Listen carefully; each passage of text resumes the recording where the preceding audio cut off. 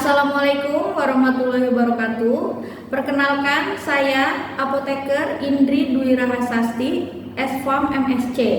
Saya salah satu dosen tetap di Prodi S1 Farmasi Fakultas Kesehatan Universitas An-Natsir Cirebon. Video ini dibuat dalam rangka memenuhi persyaratan sertifikasi dosen, yaitu dokumen pernyataan diri dosen dalam unjuk kerja Tridharma Perguruan Tinggi atau yang disebut dengan PDD UKTPT dalam bidang pengajaran. Pada kesempatan kali ini, saya ingin menjelaskan mengenai salah satu mata kuliah yang saya ampu, yaitu Farmasi Fisik, yang diberikan untuk mahasiswa semester 3 dengan bobot 2 SKS. Dan mata kuliah ini merupakan mata kuliah wajib untuk Prodi S1 Farmasi Fakultas Kesehatan Universitas An-Natsir Cirebon dengan kode FIT 2310. Kemudian selanjutnya saya akan menjelaskan tentang deskripsi mata kuliah, pencapaian pembelajaran mata kuliah, materi pembelajaran, dan penilaian. Untuk deskripsi mata kuliah Farmasi Fisik, yaitu mempelajari prinsip-prinsip fisika dan kimia fisik yang digunakan untuk memahami sifat fisik dan perilaku obat dalam berbagai bentuk sediaan farmasi. Mata kuliah ini menjadi dasar untuk pengembangan, formulasi, dan evaluasi sediaan farmasi yang stabil dan efektif. Materi yang dibahas meliputi dispersi koloid, tegangan permukaan dan antarmuka, reologi yang meliputi viskositas dan sifat alir, mikromeritik, stabilitas obat, kelarutan dan kelarutan obat, serta tonisitas. Untuk capaian pembelajaran mata kuliah atau CPMK Farmasi Fisik meliputi yang pertama, mahasiswa mampu mengklasifikasikan koloid berdasarkan interaksi fase disper dan medium dispers dan menjelaskan sifat-sifat koloid serta contoh penerapannya dalam bidang farmasi. Yang kedua, mahasiswa memahami fenomena permukaan dan antar permukaan serta aplikasinya di bidang farmasi. Yang ketiga, mahasiswa mampu menjelaskan tentang reologi termasuk viskositas dan sifat alir cairan serta penerapannya pada kontrol kualitas dan proses produksi sediaan farmasi. Yang keempat, mahasiswa memahami ukuran partikel suatu serbuk sesuai tujuan penggunaan dan alat yang dipergunakan dan metode untuk menentukan ukuran partikel, bentuk partikel, serta luas permukaan. Yang kelima, mahasiswa memahami stabilitas obat, uji stabilitas obat, serta penerapannya di bidang farmasi. Yang keenam, mahasiswa memahami dan mampu menjelaskan interaksi antar pelarut dan zat terlarut, pengaruh gabungan pH dan pelarut, pengaruh surfaktan, dan pengaruh ukuran partikel terhadap kelarutan. Yang ketujuh, mahasiswa memahami tonisitas dan perhitungan isotonis dalam produk sediaan farmasi. Untuk materi pembelajaran, yang pertama, dispersi koloid meliputi koloid liofilik dan koloid liofobik, metode pembuatan koloid. Yang kedua, fenomena permukaan, fenomena antar permukaan, tegangan permukaan, dan tegangan antar permukaan.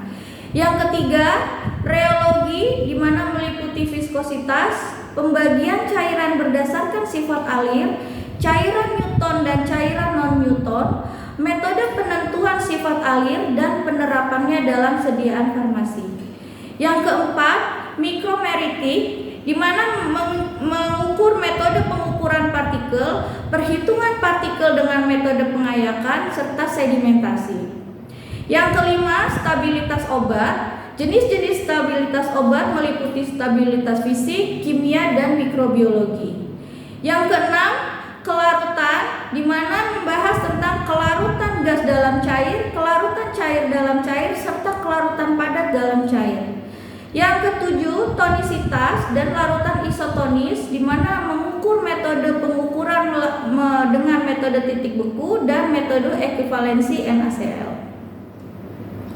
Selanjutnya, untuk metode atau media pembelajaran pada mata kuliah yang saya ajarkan adalah secara DIA, yaitu Delivery, Interaction, dan Assessment. Sedangkan untuk media belajar berupa PPT atau media ajar, LCD, dan laptop. Untuk kriteria penilaian pada pembelajaran ini, yaitu yang pertama adalah presensi atau kehadiran sebesar 10%, tugas 30%, ujian tengah semester atau UTS 30%, ujian akhir semester atau UAS 30%, sehingga total penilaian adalah 100%. Baik. Untuk tahap selanjutnya, saya akan menampilkan video pengajaran mata kuliah farmasi fisik. Selamat menyaksikan. Assalamualaikum warahmatullahi wabarakatuh. Waalaikumsalam warahmatullahi wabarakatuh. Oke ya, hari ini kembali lagi bertemu dengan Ibu untuk mata kuliah farmasi fisik ya. Farmasi fisik ini kan ada banyak bab ya. Jadi untuk bab yang kita pelajari hari ini mengenai reologi. Reologi itu kan di pertemuan kita sebelumnya, reologi juga sudah pernah kita bahas mengenai aliran Newton dan non-Newton. Cuma untuk pelajaran mata kuliah kita hari ini, kita lebih membahas mengenai perhitungan viskositasnya ya. Pengukuran apa saja sih, macam-macam pengukuran viskositas dengan berbagai viskometer gitu ya. Oke, tapi sebelum kita membahas atau menghitung mengenai perhitungan viskositas, Ibu akan mengulas sedikit kembali mengenai reologi dan viskositas itu sendiri. Jadi reologi berasal dari kata reos atau artinya aliran atau mengalir, dan logos itu artinya ilmu. Jadi dengan kata lain, reologi adalah ilmu tentang sifat zat alir atau larutan, di mana salah satunya mempelajari mengenai viskositas atau viscosity ya. Viskositas itu sendiri adalah kekentalan. Nanti kenapa sih kita harus mengetahui atau bagaimana sih kita harus tahu bagaimana cara mengukur viskositas? Itu salah satunya adalah saat kalian membuat suatu formulasi, baik itu sediaan cair maupun sediaan semi solid, ada suatu evaluasi yang harus kalian lakukan dalam proses pembuatan sediaan tersebut. Salah satunya adalah melakukan pengukuran viskositas. Nah, nanti di sini kita akan bagaimana tahu atau mempelajari cara menghitung viskositas dari suatu cairan ataupun sediaan semi solid. Nah, reologi sendiri adalah ilmu yang mempelajari tentang aliran atau deformulasi. Deformulasi adalah perubahan bentuk material, terutama cairan, serta bagaimana material tersebut merespon gaya yang diberikan. Dalam konteks yang lebih luas, reologi mencakup studi tentang perilaku fluida dan zat padat yang berperilaku seperti fluida, misalnya seperti pasta, gel, ataupun adonan. Makanya viskositas itu sendiri lebih menekankan pada sediaan farmasi cair dan semi solid gitu ya. Kalau untuk sediaan padat itu tidak perlu kita menghitung namanya viskositas. Secara sederhana, reologi mempelajari bagaimana suatu materi berubah bentuk atau mengalir ketika diberi tekanan atau gaya. Ini melibatkan analisis hubungan antara tegangan atau gaya persatuan luas dan regangan perubahan bentuk pada material itu sendiri. Selanjutnya contoh penerapan reologi dalam bidang farmasi. Ya, di sini ada pembuatan sediaan emulsi ataupun suspensi. Viskositas yang tepat memastikan distribusi obat yang merata dan pelepasan yang terkontrol. Makanya yang tadi Ibu sudah sampaikan, setiap kita membuat suatu sediaan, baik itu cair maupun semi solid, pasti kita harus melakukan evaluasi. Salah satunya adalah menghitung viskositas. Ya. Lalu ada sediaan salep dan krim. Ini reologi membantu kemampuan penyebaran dan penyerapan obat ke kulit. Jadi kan karena ada evaluasi itu sendiri kan berarti ada spesifikasi. Nah, spesifikasi itu yang menentukan apakah krim yang kita buat itu sudah sesuai. Jangan sampai krim dan pasta itu kan tekstur atau konsistensinya itu kan beda. Krim dan pasta. Kalau krim itu pasti akan lebih cair daripada pasta karena pasta itu komposisinya hampir 50% zat padat. Nah, karena konsistensi yang berbeda, jangan sampai kita mau buat krim nanti hasil akhirnya malah jadi seperti pasta. Nah, itulah perlu namanya evaluasi dan menghitung namanya viskositas, gitu ya. Dan ada untuk suppositarian ataupun tablet. Selanjutnya kita membahas langsung ke viskositasnya itu sendiri ya. Nah, viskositas, jadi kalian mungkin ada yang sudah pernah mengetahui apa itu viskositas, artinya sendiri ataupun belum ya. Jadi ibu sini mau menjelaskan sedikit kalau untuk viskositas itu nama lainnya dari kekentalan. Jadi viskositas atau kekentalan adalah suatu ungkapan dari resistensi atau pergerakan zat cair untuk mengalir. Semakin tinggi viskositas aliran, akan semakin besar resistensinya atau pergerakan zat cair itu untuk mengalir. Seperti gambar yang tertera di layar ya. Jadi yang sebelah kiri itu high viscosity dan yang sebelah kanan itu low viscosity. Jadi kalau high viscosity udah pasti akan lebih kental tekstur atau konsistensinya ketimbang yang low viscosity. Viskosita fluida atau zat cair adalah gesekan yang ditimbulkan oleh fluida yang bergerak atau benda padat yang bergerak di dalam fluida. Besarnya gesekan ini bisa juga disebut sebagai derajat kekentalan zat cair. Jadi kesimpulannya, semakin besar viskositas zat cair, maka semakin susah benda padat bergerak di dalam zat cair tersebut. Ada gambaran ya. Semakin tinggi atau semakin besar viskositas berarti dia semakin kental. Jadi ada benda padat yang masuk ke dalam zat tersebut pasti akan lebih susah untuk bergerak di dalam zat tersebut. Suatu jenis cairan yang mudah mengalir ini dapat dikatakan memiliki viskositas yang rendah. Dan sebaliknya, bahan-bahan yang sulit mengalir dikatakan memiliki viskositas yang. Nah, ini ya Pak. Tadi yang Ibu bahas di awal, kita kan akan membahas macam-macam viskometer dan beberapa perhitungan untuk mengukur viskositas gitu ya. Nah, di sini ada macam-macam viskometer. Yang pertama ada viskometer kapiler atau Oswald yang biasa disebutnya, kalau kapiler biasanya sih orang kalau mau ngomong kapiler atau Oswald itu sama aja. Lalu ada viskometer bola jatuh atau Hopler namanya. Terus langsung yang ketiga ada viskometer rotasi atau Brookfield, dan yang keempat ada viskometer kerucut dan lempeng. Pemilihan jenis viskometer yang tepat tergantung pada sifat cairan yang akan diuji dan aplikasi yang dibutuhkan. Misalnya viskometer kapiler seperti Oswald ini cocok untuk fluida Newton yang Ibu tadi sampaikan ya. Kalau viskometer kapiler atau Oswald itu hanya bisa digunakan untuk menghitung cairan, bukan semi padat. Ya, jadi untuk fluida Newtonia atau Newton. Sedangkan viskometer rotasi lebih fleksibel untuk berbagai jenis fluida termasuk untuk cairan non-Newton. Jadi yang lebih kental seperti gel, krim itu bisa dilakukan pengukuran pakai viskometer rotasi VO. Yang pertama viskometer kapiler ya. Ini digunakan untuk menentukan laju alir pot kapiler, disebut sebagai viskometer Oswald.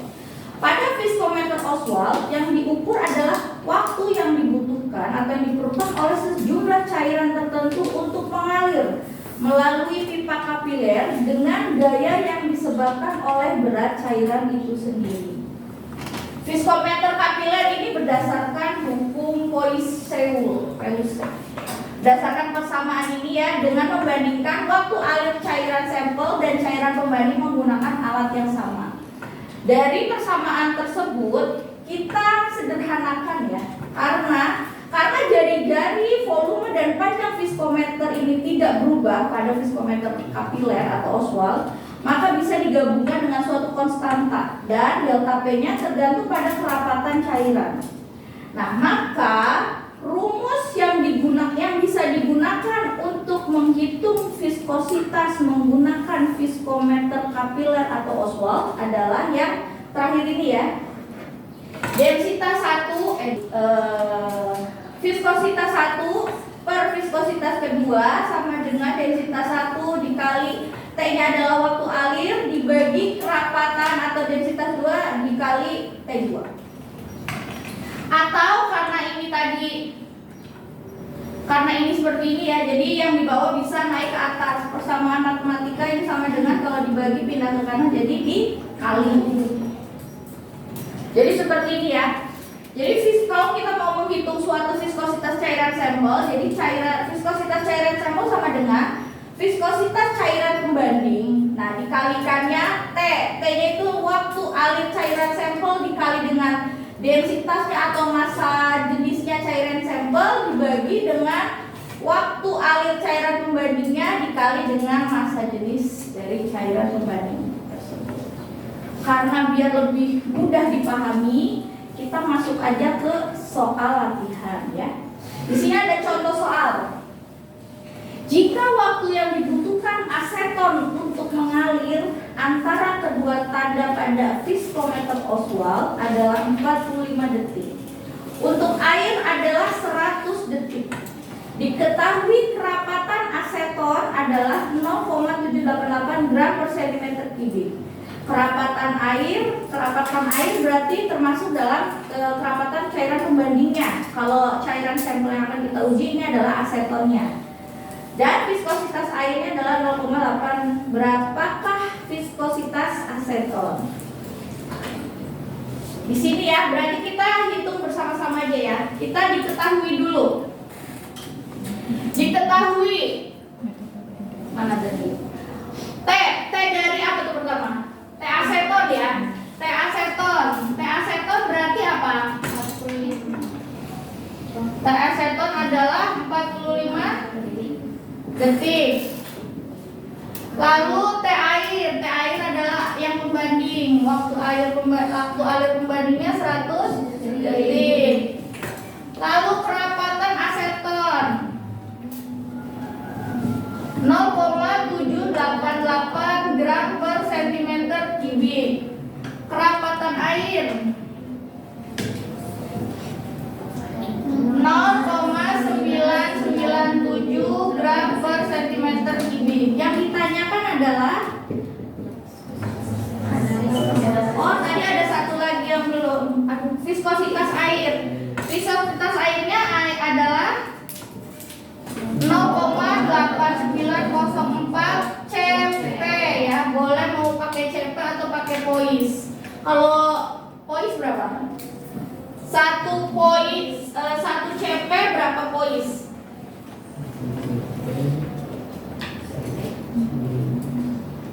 Lupa ya tadi. Ya udah, nanti aja deh. Berarti ditanya adalah koefisien viskositas dari aseton. Rumusnya gimana tadi?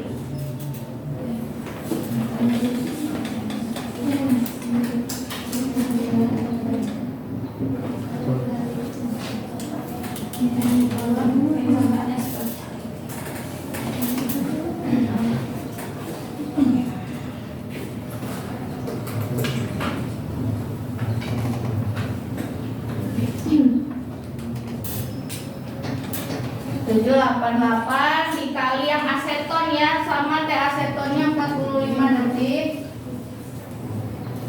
dibagi airnya adalah 0,997 dikali 100 detik. Nah ininya kan koefisien dari airnya bisa kita pindahin ke atas langsung 0,8904 ya. Hasilnya adalah, coba hitung. Sebenarnya sudah ada. Kita langsung masukin aja ya. Jadi hasilnya adalah 0,316 cp dulu boleh. Lalu kalian bisa kalau mau sampai ke cp doang juga boleh. Kalau mau diganti ke pois juga boleh. Cp ke pois adalah dibagi 100.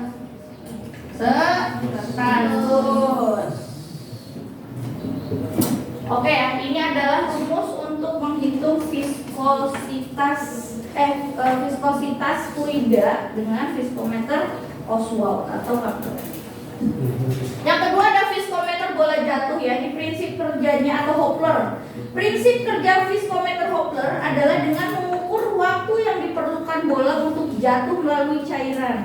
Semakin kental cairan, semakin lama waktu yang dibutuhkan bola untuk jatuh. Dengan demikian, dengan mengukur waktu jatuh, kita dapat mengetahui seberapa kental cairan yang sedang diuji.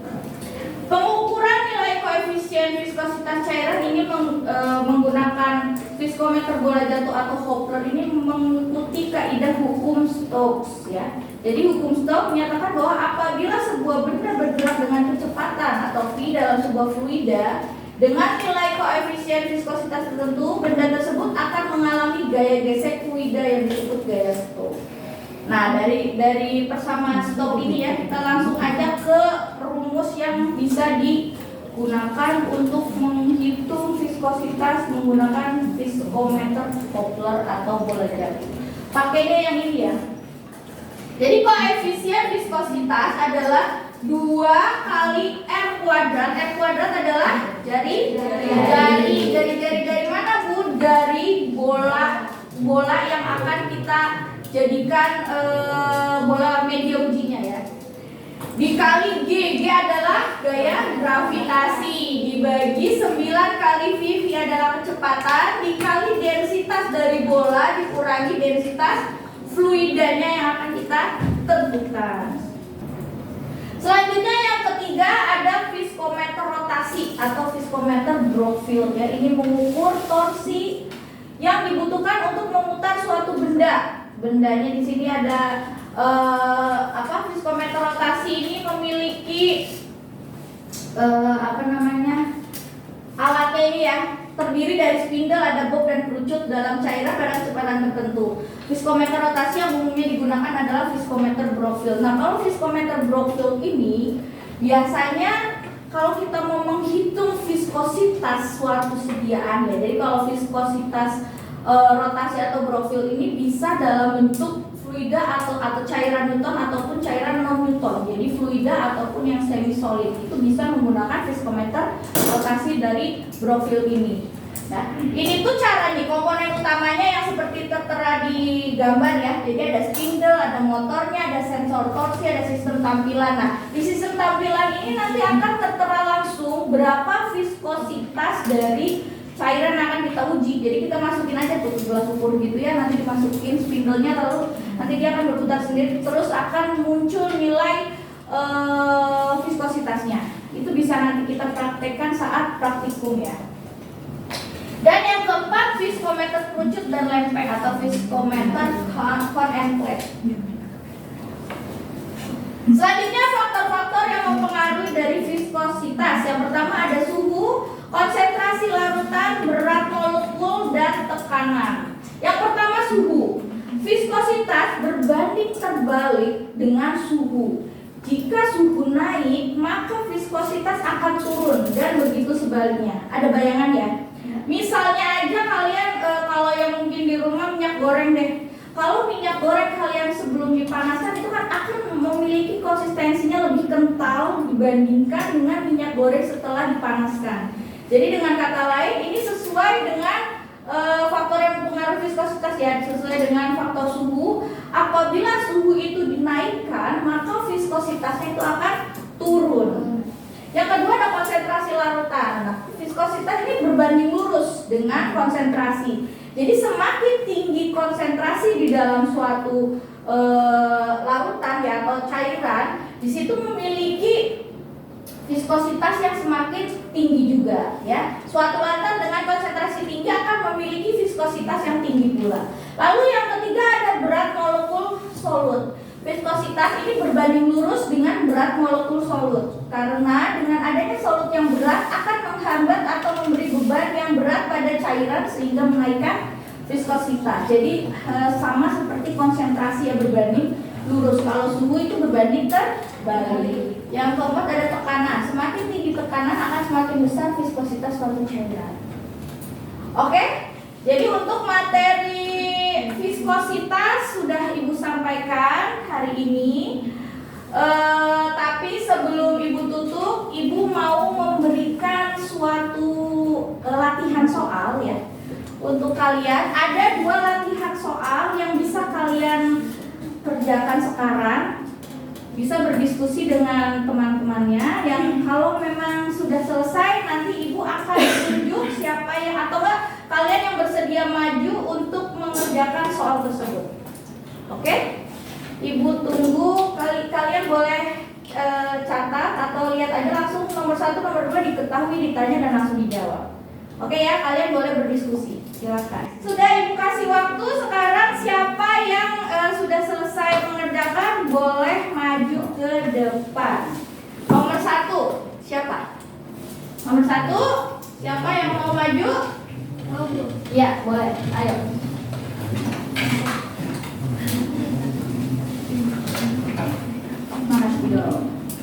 Langsung diketahui, ditanya, dijawab. Sini Bu.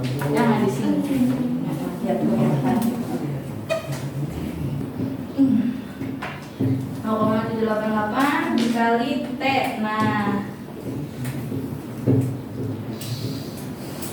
Nah, di sini yang dicari adalah T ya. T1 atau T dari si aseton yang ditanya berapa waktu yang dibutuhkan si aseton ini untuk mengalir. Ini dihitung dulu. 192 detik. Nah, oke ya, paham semuanya ya? Ini adalah rumusnya sebenarnya sama. Ya boleh duduk, terima kasih ya. Sebenarnya rumusnya sama saja untuk mencari viskositas dari viskometer Oswald. Rumusnya ini sama. Cuman yang diketahuinya apa, yang ditanyakannya apa itu bisa bolak-balik. Kadang yang ditanyakannya adalah viskositasnya atau yang ditanyakan adalah waktunya, itu tergantung dari soal yang diberikan. Gitu ya, paham ya? Jadi untuk nomor 2 nanti bisa kalian diskusi lagi masing-masing gitu ya. Oke? Untuk pertemuan Ibu hari ini, Ibu cukupkan sekian. Kalau memang ada yang mau ditanyakan di luar dari pertemuan kita hari ini, Ibu persilakan. Nanti waktunya bisa datang ke ruangan Ibu. Tuh, oke? Ada yang mau ditanyain lagi?